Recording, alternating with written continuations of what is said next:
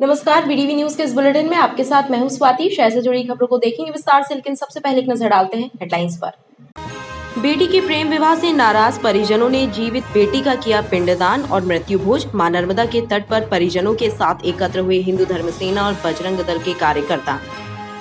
One company छुई खदान में मिला युवक का शव, परिजनों को हत्या की आशंका, सिविल लाइन पुलिस जांच में जुटी। और मानसून की एंट्री के पहले जबलपुर में हुई बारिश, बीती रात दर्ज हुई 4 मिलीमीटर वर्षा, गर्मी बरकरार, नर्मदा तटों पर उमड़ रही लोगों की भीड़। जबलपुर प्रवास पर आए मुख्यमंत्री शिवराज सिंह चौहान जबलपुर में रात्रि विश्राम करने के बाद रविवार की सुबह धनवंतरी नगर स्थित हेलीपैड से भोपाल प्रस्थान कर गए। इसके पूर्व मुख्यमंत्री ने भाजपा के पूर्व जिला ग्रामीण अध्यक्ष शिव पटेल और पास ही स्थित नारायण पटेल के निवास पर जाकर दोनों के पुत्रों के निधन पर शोक संवेदनाएं व्यक्त की। जबलपुर प्रवास पर आए प्रदेश के मुख्यमंत्री शिवराज सिंह चौहान रविवार को धनवंतरी नगर स्थित अस्थायी हेलीपैड से भोपाल रवाना हो गए। इसके पूर्व मुख्यमंत्री ने सुबह बरगी में स्थित मेकर रिसोर्ट में वृक्षारोपण किया और बरगी स्थित हेलीपैड पर आम जनों से भेंट की। इस दौरान महिलाओं ने मुख्यमंत्री लाडली बहना योजना के लिए मुख्यमंत्री शिवराज सिंह चौहान का आभार व्यक्त किया। बरगी से मुख्यमंत्री धनवंतरी नगर हेलीपैड पहुंचे। यहां से वह भाजपा के पूर्व जिला ग्रामीण अध्यक्ष शिव पटेल के निवास पहुंचे, जहां उन्होंने उनके पुत्र के असामयिक निधन पर परिवार से शोक संवेदनाएं व्यक्त की। तत्पश्चात मुख्यमंत्री ने नारायण पटेल के निवास पर पहुंचकर उनके पुत्र के निधन पर परिवार को ढांढस बंधाया। इसके बाद मुख्यमंत्री ने अंधुआ बाईपास पर वृक्षारोपण किया और फिर हेलीकॉप्टर से भोपाल के लिए प्रस्थान किया। दिल्ली में संपन्न हुई 66वीं नेशनल स्कूल प्रतियोगिता में संस्कारधानी की महिला खिलाड़ी कुमारी पवी चंद्रवंशी ने 62 किलो भार वर्ग कुश्ती प्रतियोगिता में मध्य प्रदेश का प्रतिनिधित्व करते हुए सिल्वर मेडल हासिल किया। दिल्ली में विगत दिवस संपन्न हुई नेशनल स्कूल गेम्स प्रतियोगिता में संस्कारधानी जबलपुर की महिला खिलाड़ी कुमारी पवी चंद्रवंशी ने 62 किलो भार कुश्ती प्रतियोगिता में सिल्वर मेडल हासिल किया। कुमारी पवी ने मध्य प्रदेश का प्रतिनिधित्व करते हुए संस्कारधानी का नाम गौरवान्वित किया। रविवार को कुमारी पवी हजरत निजामुद्दीन एक्सप्रेस से जबलपुर वापस लौटी, जहाँ उनका भव्य स्वागत कर उनका प्रोत्साहन बढ़ाया गया। ये स्कूल नेशनल गेम 66वीं कुश्ती प्रतियोगिता छत्रसाल स्टेडियम में आयोजित की गई थी। ये पवी चंद्रवंशी मध्य प्रदेश का प्रतिनिधित्व करते हुए 61 किलो भार वर्ग में इन्होंने अपने वजन में सिल्वर मेडल अर्जित किया और वहाँ पर करीब 25 स्टेट के खिलाड़ी आए थे। पवी चंद्रवंशी ने मध्य प्रदेश का नेतृत्व करते हुए अपने प्रदेश के लिए, अपने ज़िले के लिए सिल्वर मेडल प्राप्त करके गृहनगर जिले का नाम रोशन किया। आज हम लोगों ने बिटिया का स्वागत किया, जिससे उसका उत्साहवर्धन रहे और सभी खेल प्रेमियों इसी प्रकार अपने बच्चों को स्वागत करें और उनको आगे बढ़ाएं, जिससे हमारे प्रदेश जिले का खेल और आगे बढ़े। जबलपुर शहर का नाम रोशन किया। मैं उनके परिवार को, उनके माता पिता को प्रणाम करता हूँ कि ऐसे बच्चों को आगे लाकर इस शहर का नाम और प्रदेश का, पूरे देश के अंदर, पूरी दुनिया में जाकर और हमारी बेटी ओलंपिक में भी जाए। हम जबलपुर शहर का आशा करते हैं माता नर्मदा से कि हमारी बेटी कहाँ गई थी ये, क्या ये दिल्ली गई थी। नेशनल के स्कूलों का टूर्नामेंट हुआ, जिसमें बहुत शानदार प्रदर्शन किया और जितनी कुछ तो सब क्वालिफाइड और लास्ट में बाईफल करके।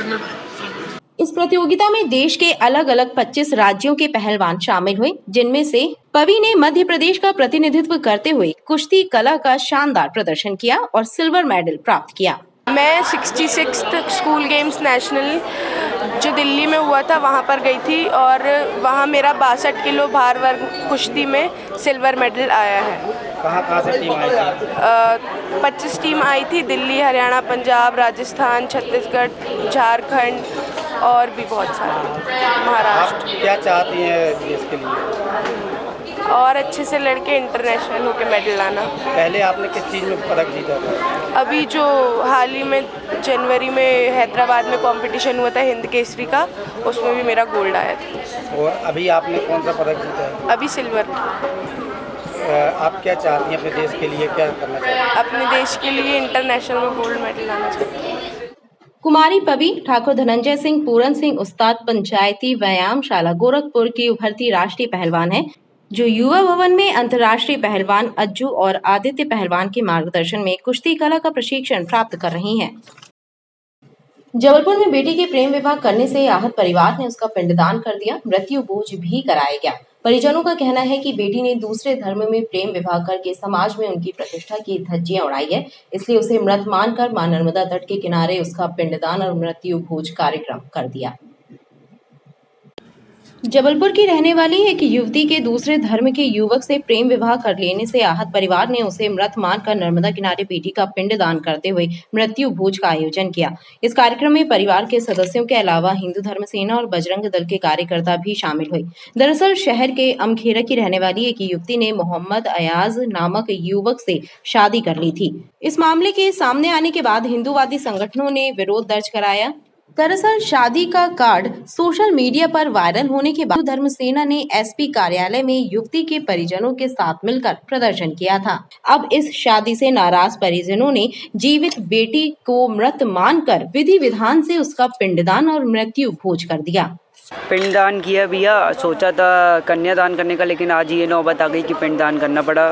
तो बहुत बड़ा दिल पे पत्थर रख के किया हमने ये सब, और इतना सब करने के बाद अब उनने हम लोग का नहीं सोचा, हमारे मम्मी पापा का नहीं सोचा, तो हम कैसे उनका सोच लें। तो अब हमारे लिए वो नहीं रही इस दुनिया में, और जो होता है अच्छे के लिए होता है, और ये सब आज हमने कर दिया है। अब हमारे लिए नहीं रही हमारी बहन। क्या किया आपने? पिंडदान किया यहाँ पे, पूरा पंडित वगैरह बुला के, और फ़ोटो जैसा कि आप देख सकते हैं सब यहाँ पर विधि विधान से हम लोग ने गौरी घाट माँ नर्मदा के पवित्र तट पर ये सभी कार्यक्रम किया। ने जो जिस प्रकार से जिहादी युवक के साथ भाग गई है, उनकी जो सम्मान को भी काफ़ी ठेस पहुंचे, जिसके फलस्वरूप उनके परिजनों ने निर्णय लिया और उसको मृत मानकर अनामिका दुबे को आज नर्मदा जी के तट पर धर्म सेना और बजरंग दल की मौजूदगी में यहाँ पर उसका नाम अनामिका दुबे के उसके भाई ने यहाँ पर पिंडदान किया है और मृत्यु भोज करवा रहे हैं।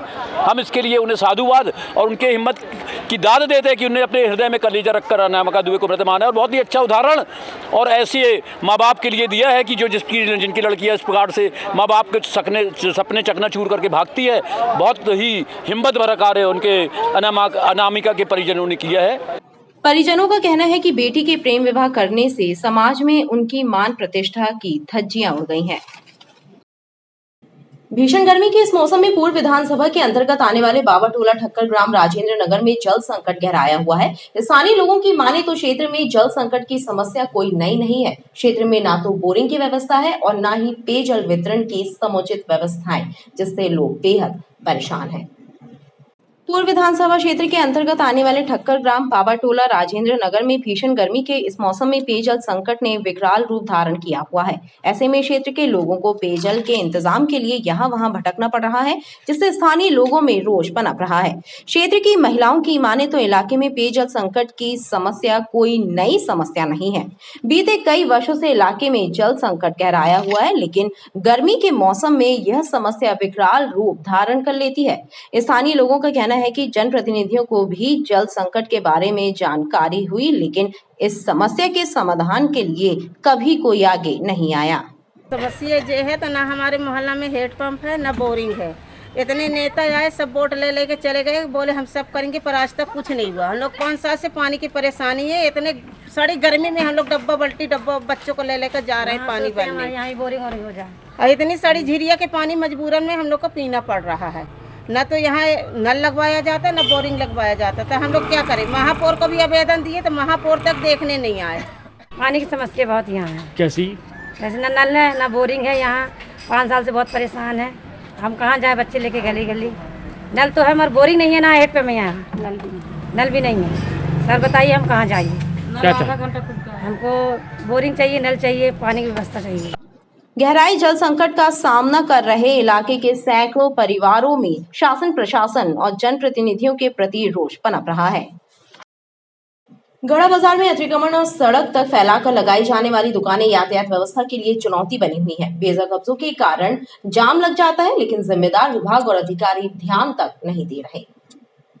उपनगरीय क्षेत्र गढ़ा में यातायात व्यवस्था चौपट है। गढ़ा बाजार में नगर निगम का संभागीय कार्यालय स्थित है, लेकिन उसके बावजूद गढ़ा बाजार में अतिक्रमणों पर कोई कार्यवाही नहीं होती। सड़क और फुटपाथ पर कब्जा जमाकर लगाए जाने वाले ठेले टपरे और सड़क तक बढ़ाकर लगाई जा रही दुकानें यातायात व्यवस्था के लिए चुनौती बनी हुई है।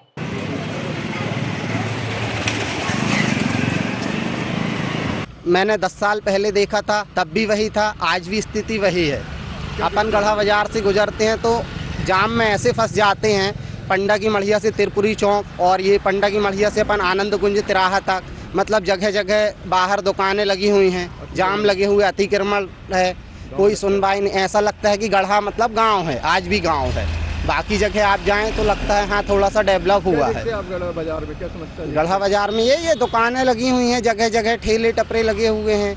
ऐसा रोडों का कोई विकास ही नहीं हो पा रहा है, रोडों तक दुकानें लगी हुई हैं बाहर तक। बहरहाल नगर निगम, अन्य क्रांति दल और यातायात पुलिस की निष्क्रियता का खामियाजा जनता को भोगना पड़ता है।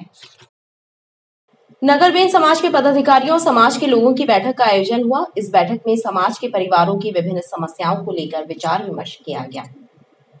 नगरबेन समाज के पदाधिकारियों और सदस्यों की सामाजिक बैठक का टाउन हॉल में आयोजन हुआ। इस बैठक में समाज के लोगों और परिवारों की विभिन्न समस्याओं पर चर्चा की गई। बैठक में सामाजिक लोगों ने राशन कार्ड, आधार कार्ड, जाति प्रमाण पत्र, आवास जैसी समस्याओं को सामने रखा, जिसके बाद इन समस्याओं के निराकरण के लिए शासन और प्रशासन स्तर पर प्रयास करने का निर्णय लिया गया। नगर बैंस समाज की आज बैठक हुई, बैंस समाज की। उसमें हमारे जो बैंस समाज के आदमी लोग हैं, गरीब लोग हैं, उनके एक तो राशन कार्ड किसी के, बहुत लोग के बने नहीं हैं, तो प्रशासन ये करे हम लोग की बैंस समाज के गरीबों के कार्ड बनाएं। आधार कार्ड जो बहुतों के आधार कार्ड नहीं है, जनता परेशान होती बैंस समाज की। यहाँ वहाँ जो जाति प्रमाण पत्र है वो भी प्रशासन हमारी बैंस समाज के जाति प्रमाण पत्र बना, शिविर लगाए। हम लोग बैंस और जिनके कच्चे मकान हैं बैंस समाज के लोगों के, उनको भी मदद करे। सरकार से हम लोग यही प्रार्थना करते हैं और आए पूरी बैंस समाज उनके साथ में है। बैठक में समाज के लोग बड़ी संख्या में शामिल हुए। जबलपुर में एनआईए और एटीएस की संयुक्त छापेमारी में गिरफ्तार किए गए तीनों संदिग्धों सैयद मामूर अली, मोहम्मद शाहिद और आदिल खान को एनआईए की विशेष अदालत ने फिर 8 जुलाई तक रिमांड पर भेज दिया है।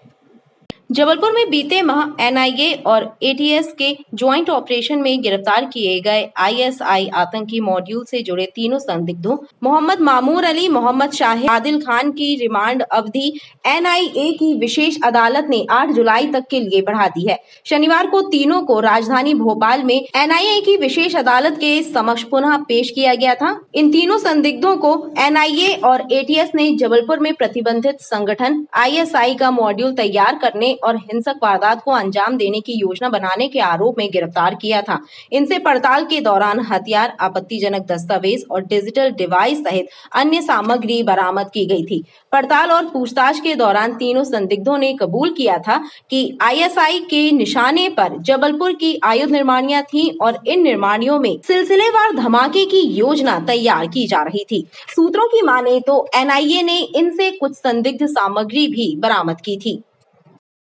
वन कंपनी छुई खदान क्षेत्र में कचरे के ढेर में एक युवक की लाश मिलने से सनसनी फैल गई। युवक की शिनाख्त 34 वर्षीय पल्लेदार राजा रजक के रूप में हुई है। क्षेत्रीय लोगों ने लूट और हत्या की आशंका व्यक्त की है।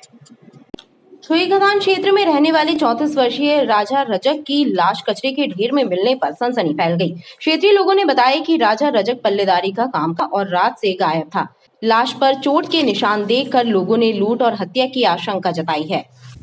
ये मेरा मुंशी का भाई है जो हमारे साथ नाइट भर में काम करता है। हम भी रेलवे स्टेशन में काम करते हैं। जैसे बॉडी की हालत देख के पूरा मर्डर लग रहा है। अगर आदमी गिरता तो मुंह फटता, नाक फटता, खून निकलता, कुछ भी निकलता, खून निकलता। पर जैसे आप घाव आप देख रहे हो बॉडी पे अलग आपको पता चल जाएंगे। जैसे इसके जांघ पे मार किया गया हो या पोटरी पे मार किया गया हो। इसको पहले खूब 1-2 घंटा मारा गया है, इसके बाद इसको फेंका गया है। आराम करने के बाद शाम को निकले हैं 8 या 9 के बीच निकले। फिर इसके बाद मैं निकली, मैं बोली उनसे कि कहाँ जा रहे हो। हाँ, तो मेरे से बोलते हैं कि मेरे को गुटखा थोड़ी बहुत हो गुटखा तो मेरे को दे दे। तो मेरे पास, मैंने बोला मेरे पास नहीं है गुटखा, मम्मी छीन के रख ली है आपका गुटखा। बोलते हैं कि मैं अब भी आ रहा हूँ। मैं हाथ भी पकड़ने की कोशिश करी, मेरे हाथ ऐसे ऐसे करके और निकल गए। क्या लगता है आपको? अब हम क्या बताएं। कौन है आपकी? मेरे हस्बैंड है। मौके पर पहुंची पुलिस ने लाश का पंचनामा कर उसे पोस्टमार्टम के लिए भेजा है।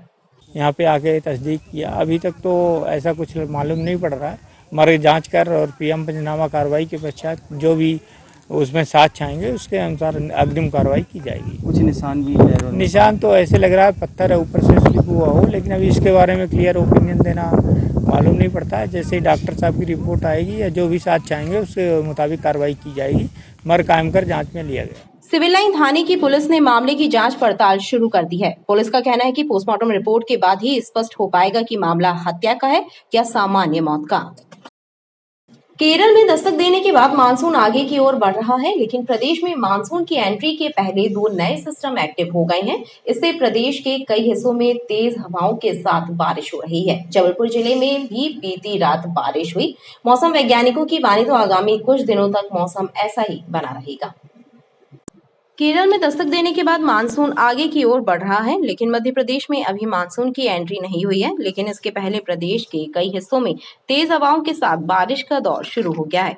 जबलपुर जिले में भी बीती रात बारिश हुई। मौसम कार्यालय से मिली जानकारी के मुताबिक आने वाले 3-4 दिनों तक मौसम ऐसा ही रहेगा। इस दौरान बारिश होने और तेज हवाएं चलने की संभावनाएं बनी रहेंगी। दक्षिण पश्चिमी मानसून इस समय पूरा केरल कवर कर चुका है, कर्नाटक के कुछ भागों में प्रवेश कर चुका है और नॉर्थ ईस्ट के लगभग सारे स्टेट्स को कवर कर चुका है और इसके आगे बढ़ने के लिए फेवरेबल कंडीशंस बनी हुई है। जो एक cyclonic storm, very severe cyclonic storm अरब सागर में बना था, उसका भी जो लेटेस्ट पोजीशन है वो मुंबई से 620 किलोमीटर दूर है और ये 6 किलोमीटर प्रति घंटे के हिसाब से आगे बढ़ रहा है और 15 तारीख को ये पाकिस्तान कोस्ट को टच करने की संभावना है।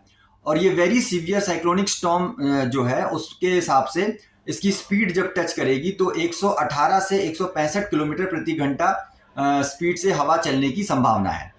इसके प्रभाव में जबलपुर के मौसम में भी परिवर्तन आया है, लगभग पूरे देश के मौसम में परिवर्तन आया है और आज सुबह जबलपुर में बारिश दर्ज की गई है। 4.1 मिलीमीटर बारिश दर्ज की गई है और आगामी 4-5 दिन तक मौसम में परिवर्तन की संभावना रहेगी। बादल और हल्की बारिश की भी संभावना है। इस समय जो तापमान है आगामी 2-3 दिन तक विशेष परिवर्तन अधिकतम तापमान में नहीं होगा और उसके बाद तापमान में गिरावट भी दर्ज की जा सकती है। यानी 14 से 15 तारीख तक मौसम में बादल और बारिश की संभावना बनी रहेगी। वहीं मौसम की दस्तक के पहले गर्मी से लोगों का हाल बेहाल है। भीषण गर्मी से राहत पाने लोग नर्मदा तटों तक पहुंच रहे हैं। दिन के समय नर्मदा घाटों पर लोगों की भीड़ बढ़ रही है। गर्मी इतनी ज़्यादा पड़ रही है जिससे लोग अपने घरों में बेचैन हैं। सिर्फ इसी कारण आज आप देख रहे हैं पूरे गौरी घाट में भीड़ इतनी है। लोगों को गर्मी से निजात पाने के लिए लोग मां नर्मदा की शरण में आए हैं, जिससे कम से कम लोगों को थोड़ी सी ठंडक महसूस हो सके। विगत रात्रि पानी गिरने के कारण उमस और ज़्यादा बढ़ गई है। जैसे मौसम देख सकते हैं गर्म बहुत ज़्यादा होता जा रहा है। कल रात में पानी भी गिरा जिसके कारण बहुत ज़्यादा भीड़ यहाँ हो सकी है। आप देख सकते हैं चारों साइड लोग नहाने के लिए आ रहे हैं, नर्मदा जी के दर्शन भी कर रहे हैं। बहुत अच्छा माहौल लग रहा है, यहाँ लग रहा है घूमने लायक बहुत बढ़िया जगह लग रही है। और संडे का दिन, छुट्टी का दिन बहुत अच्छा है। आज भैया लोग भी आए हैं, परिवार के साथ लोग आ रहे हैं, बड़ा अच्छा लग रहा है घूमकर। तो गर्मी अभी बढ़ने की संभावना है? जी भैया, मौसम को देखते हुए लग तो रहा है गर्मी बढ़ेगी। पानी गिरा है, उमस है, तपन थोड़ी बहुत बढ़ती जा रही है। मौसम वैज्ञानिकों के अनुसार आने वाले कुछ दिनों में जिले का मौसम बदला बदला रहेगा। खबरें लगातार जारी हैं, आप देखते रहिए BTV न्यूज़।